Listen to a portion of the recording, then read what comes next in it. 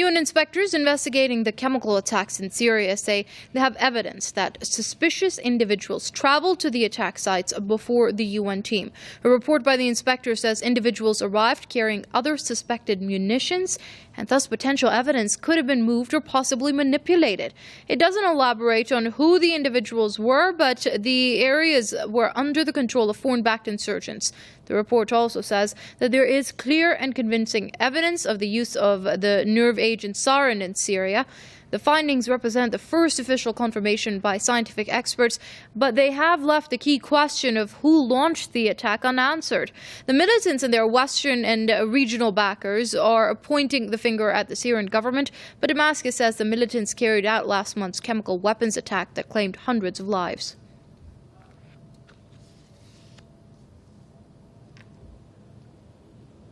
Press TV's correspondent Caleb Maupin now joins us on the line from New York to tell us a bit more about this report.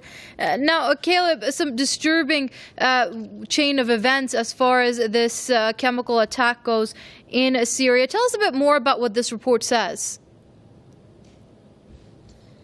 Well, essentially it confirms the suspicion many people had when they first heard about the chemical attack, which is that it's very unlikely that it was carried out by the government, and that other forces in the country had more of a chance of carrying it out. Essentially, you know, it was clear to many people that the government really had no motive in carrying out a chemical attack, especially when the weapons inspectors were in Syria at their request. It would make no sense for them to carry out an attack at that time, especially when this alleged attack, or this attack, took place, 10 miles away from where the UN inspectors were actually located. So it shows that there are other forces involved, and that there's more to this story than meets the eye, and that what Obama and the U.S. administration has been saying, that it was just the Assad government did it because they're just so ruthless. And I mean, that narrative is really being dissected, and this report kind of shows that. Well, now, Caleb, what's interesting is that we did hear Ban Ki-moon speak about how there is proof that chemical weapons were indeed used in the area near Damascus in August. However, he did not mention this particular incident about evidence that suspicious individuals traveled to the attack sites before the UN team arrived. Why do you think that is?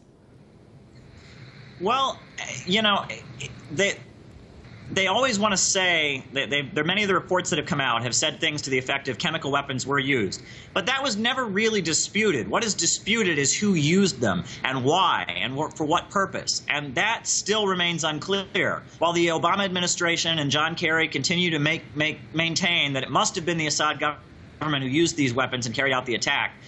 This report shows that suspicious people were going in and out, that all kinds of things were happening that show that there's a lot more to this story. And this allegation that it had to have been Obama, or that it had to have been Assad, it's really falling apart before the world. And so they're saying this is a smoking gun, that, oh yes, there were chemical weapons used, but who used them?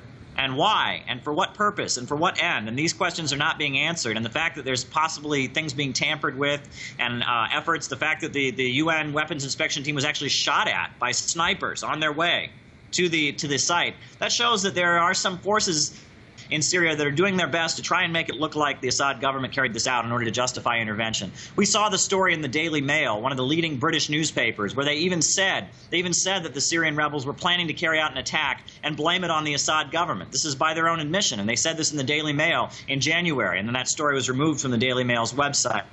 So it's pretty doubtful that the Assad government did this, and the work of the CIA, which has carried out false flag operations many times. We've seen many fake terrorist attacks. We've seen many horrendous lies and deception in order to build the case for war before. So there should be nothing surprising about that. Okay, our correspondent